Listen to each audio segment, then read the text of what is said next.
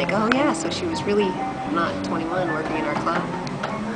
What are the challenges of working? I mean, what have you faced? And because I know that it doesn't seem like it's very easy to dance in Utah. It isn't. The big stigmatism that you face to begin with is the fact that they assume that everybody that dances is a drug addict. First off, it's a big thing. People think that automatically because you dance for a living that you are addicted to coke, crystal, crack, meth, whatever else is available out there on the street. They think that you're addicted to it. And it's a sad thing because, to be honest, with swearing it on my children, I have never touched a street drug except marijuana, ever. And so it's an amazing stigmatism. In this city, you pretty much look like you're fornicating with the devil. That's pretty much what it is, because you're a dancer, and that's a big taboo in the Mormon. Well, you're pretty provocative on stage. You're the most provocative girl out there, actually. You know, a lot of girls that are at your club, they don't seem to get into it as much as you do. I have a good time with it, though. It's a lot of fun. I don't look at it like... You don't look at it as being erotic? No. It's fun. It's fun to me. It's actually fun. It's a lot of fun. It's fun to entertain people. It's fun to meet people. It's fun to talk to people. It's fun to associate with people. If you're there, I mean, the idea, I guess, is to put on a show where it's really eroticism, and it's to make this guy have these great big fantasies about it. And the truth of the matter is, they're going to have a fantasy about you no matter what you say or do. So you might as well have a good time while you're dancing and enjoy it. Okay. So, how do you feel about teasing all these guys and having them just obsess over you? It's fun. It is. It's a lot of fun. It really is. There's not, I mean, really look at it. How many people wouldn't want people obsessing over them? That's right. the bottom line. People wake up every day and want somebody to want them. And so if you can do it for a living,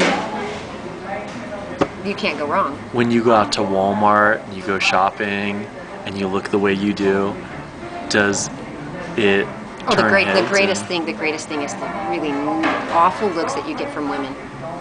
Men will look at you and be like, oh yeah, that's hot, nice looking girl. Women look at you like you're fornicating with the devil. I mean, it's the bottom line is, what are you looking at that lady for? What are you looking at her for like that? That's the first thing. The second thing is they look at you and you think 90% of them are wishing that they actually were physically like you rather than hating you because of the way you look. They hate you because they don't look that way. That's generally what it boils down to, especially if you have a conversation with women that come into a strip club, and the first thing that they have is most of them are intimidated by strippers. Most of them are intimidated by dancers, exotic dancers. They have the most horrified looks on their face if they walk in with their boyfriend, husband, whoever, and it's an intimidation factor. But once you actually make contact with these people or smile at them or something... I want to explain to the viewer, too, while you're speaking, that I have the camera low right now towards your chest, and it's only because there's a person in back of you and I cannot get their face in because... Don't lie. You wanted to show my boobs. It's okay. Everybody wants to look at them. The viewer's going to think I'm being a total perv, but not that your boobs aren't absolutely perfect, but yeah, what are your boobs actually? 36 double D. 36 double D, okay. So there's a person who does not have 36 double Ds in back of you and cannot show her face in the camera unless he signs a release. So actually, yeah, that would be interesting to people. They probably want to know, why did you agree to this interview of your breasts? Because my breasts never are able to speak on their own, and so I decided that I would do that for them. And a lot of people try to have a conversation with them on a daily basis, and usually I have to talk for them in that situation also. So right now... I'm trying to raise the camera a little bit to just keep it legal. Here, you sit down here. So, I'm down here now. Anyway, back to what I was saying. It's really intimidating for most women that come into a strip club due to the fact that at first they're afraid that their husbands are going to leave with a stripper from the club. Their boyfriends are going to go to a strip club and they're going to fall in love with a stripper and they're going to leave. Because it's some big fascination. That's a stigmatism that all adolescent boys have. Everybody wants to date a stripper. It's a big fantasy. Everybody wants to date a stripper. Is it as great as we dream?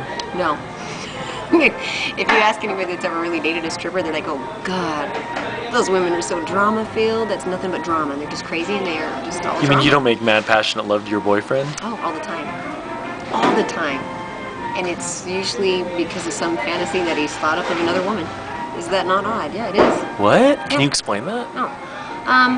I think it's because in the same situation where we create a fantasy for a gentleman that comes into a club, he has to deal with a wife that he sees every day. He might love this person very, very much, But in the same token, to see somebody else and have a fantasy about that woman, because he deals with that other woman every day on a daily basis.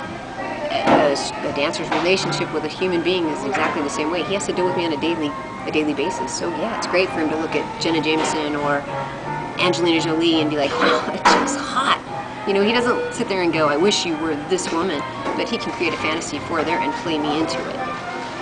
So yeah, it's a same thing, role reversal, except I'm not a stripper for him, I'm his girlfriend, and I'm boring, you know. He loves me with all his heart, I'm boring, but Angelina Jolie's not boring. He doesn't know her, he's never been in bed with her, so it's a fascinating thing. Huh. Can't explain it, that's about as close as I can get to that part.